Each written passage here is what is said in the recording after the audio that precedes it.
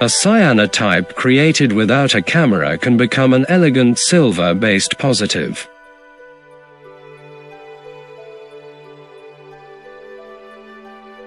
In the second half of the 19th century, the economical practice of printing negative plates or papers on cyanotypes became widespread.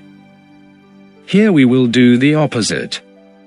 We start from a negative cyanotype to create a positive on silver halide paper. These images, especially transparencies and distortions, cannot be created with a camera.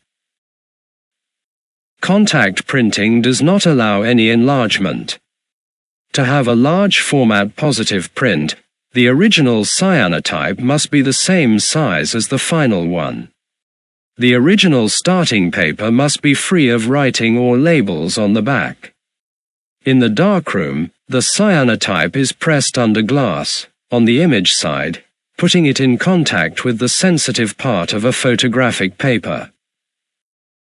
It is exposed to light and first a small test is developed, then the final one. We obtain the inversion, with an extraordinary graphic effect. We then proceed to the sepia toning, to embellish the work and ensure its unlimited duration. Only in the long-term workshops will it be possible to experiment with the same technique by adding the preparation of liquid emulsion to silver nitrate, spread on painter's canvas.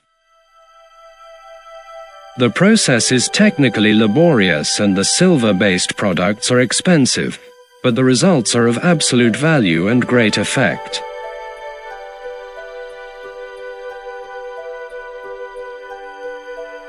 Do you want to try? See you at the next workshop.